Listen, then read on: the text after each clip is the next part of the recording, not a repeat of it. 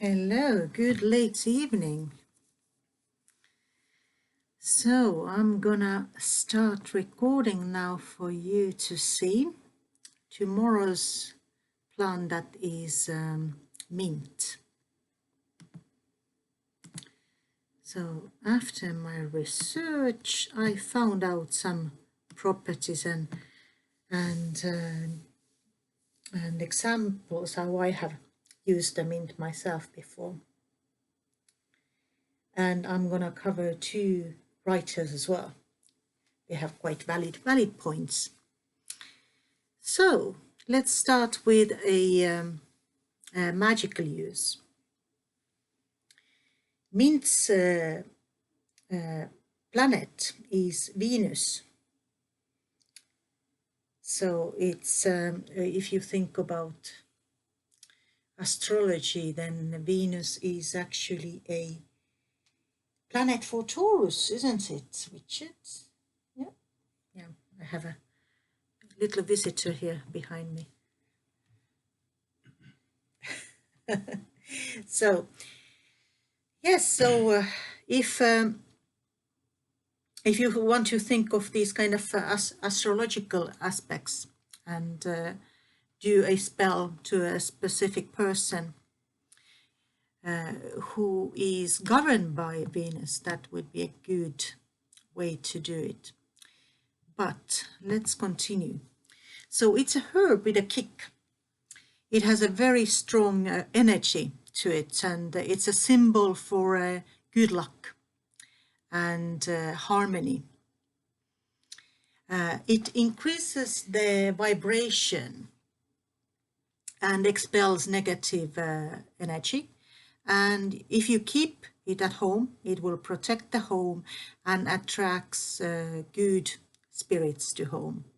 It's actually a very good plant to use in the altar because it magnifies your magical powers. So, and actually I noticed that I came across with ancient information that people before us thought that it could scatter snakes, overcome evil, overcome fear of death that many have, and recover from hydrophobia. If you want to use that for prophecy, then mint is a very good plant for that. Using it under your pillow, I would advise to dry it first, because then use it in some kind of pouch so it doesn't scatter all around the bed.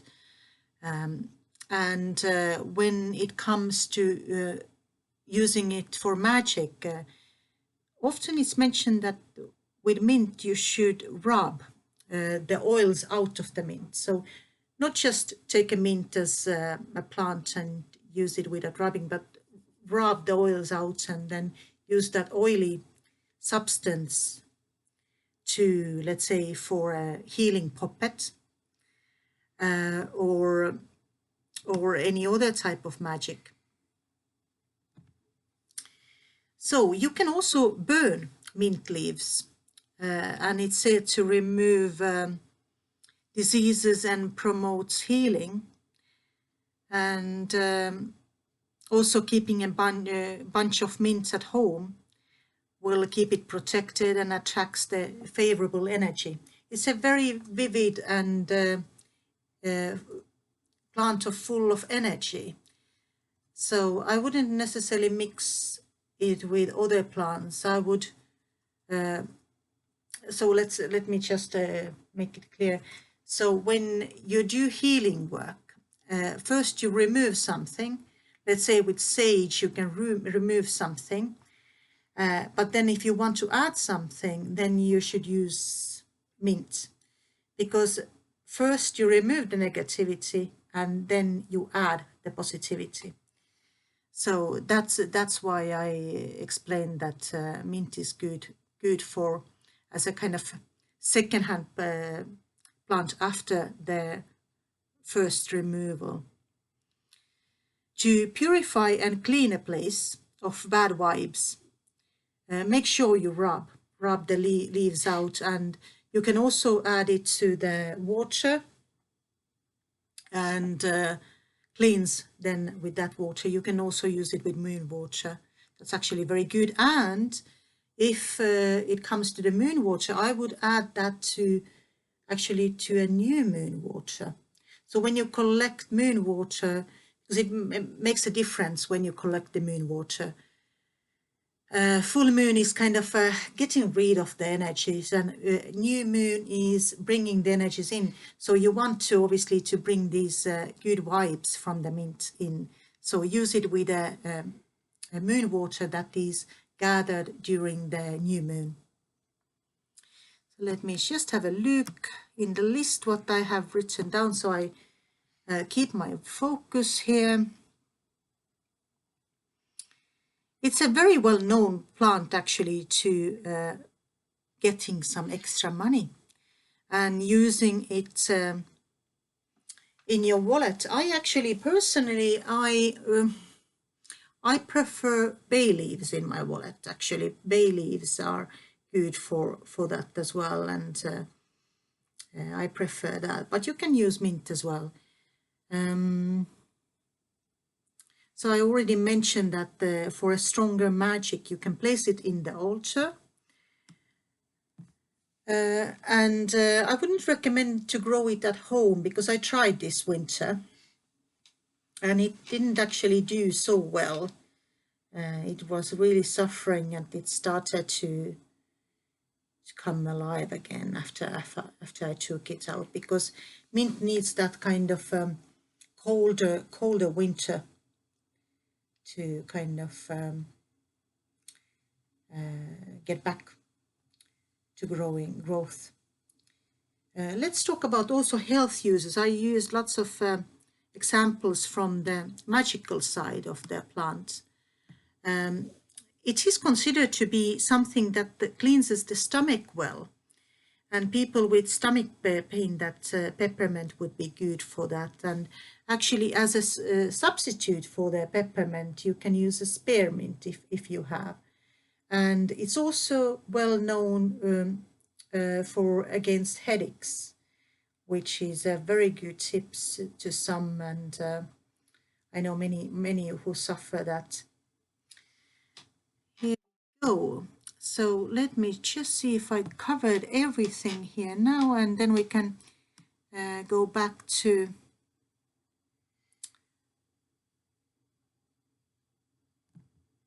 I will have a look. I actually send the links for you for these books previously on the day one. Under day one, you can see the links for these books. So I found that this has been actually a very enjoyable book to read. It's by Celia, and it's the Green Wiccan Herbal, 52 magical herbs plus spells and witchy rituals. And what she says is that the deities Aphrodite, and goddess of love and compassion, magical uses healing relationships, calming bad situations, promotes positive emotions, anti-jealousy. And then what comes to non-magical uses, it's good to soothe the stomach after a big meal, drinking peppermint tea or eating a peppermint sweet, for example. And also it's good with when you're experiencing morning sickness, gas or colic. I wouldn't recommend it to children, to be honest. I think people need to consult their doctor before trying anything on children. And it is used in Western medicine to treat irritable bowel syndrome. She gave an example of a spell. If you're having a strained relationship with your in-laws, serve some cooling lemon sorbet with fresh mint leaves on top next time they are over for dinner, and encourage everyone to suck the mint leaves for dispelling the negative feelings and bring on a new, friendlier relationship. Here we go. From Celia. And let me see what our friend Cunningham is saying. Very well, witchy book, quite thick as well. Very useful. I use this a lot. And let me see. So it goes on the mint family. So it doesn't specify what mint it is. It says that it's it's masculine plant. Planet is Mercury. Element is air, and deities are Pluto and Hecate.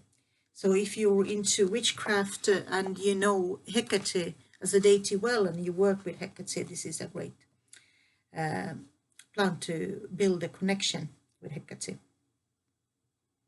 Powers are mentioned here: money, lust, healing and travel, and protection.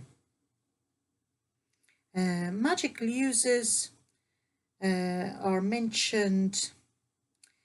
This was, I found quite interesting, that the mint worn at the wrist assures that you will not be ill. And it's also used in the travel spells and to provoke lust. Its bright green leaves and crisp scent led to its use in money and prosperity spells. The easiest of which is to place a few leaves in the wallet or a purse, or to rub where your money is kept. It's actually quite a good tip. I might actually consider that.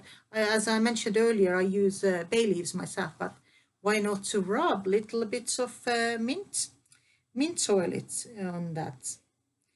So, and to rid a place of evil, sprinkle salt water with sprinkle made of fresh sprigs of mint. Marjo, how do you pronounce it, Richard? Marjoram. Marjoram, okay. And rosemary. Fresh mint laid on the altar will call good spirits to be present and aid you in magic. So that was something that I found earlier as well. And mint is also kept in the home for protection. So this is what I found from these two authors, and from my own research and from my own practice. Let me just check that I haven't missed everything. I will list them in a written form for you, because I think you might just maybe copy the text then, and you can add it on your information.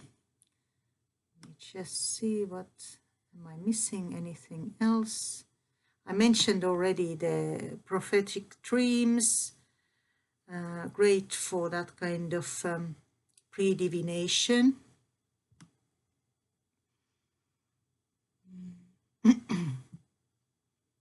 And there was actually one tip as well, that you purify and clean a place of bad vibes. You must rub the mint against furniture, walls and floors.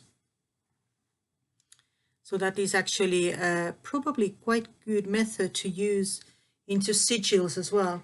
So sigils are some form of a picture. So there is a way of doing sigils, and it's a whole new topic for me to cover. But sigils are kind of magical, almost like a magical signatures that you add somewhere to protect your home, or to aid you with some issue that you're facing. I also actually advised someone just recently to, if they were painting their house indoors, and just painting actually the sigil first, and then painting over the sigil, so you have always that sigil under your painting. No one can see that, but you know that it's there, and it is truly magical to protect your home, and it makes you feel good that you have done something to protect your family.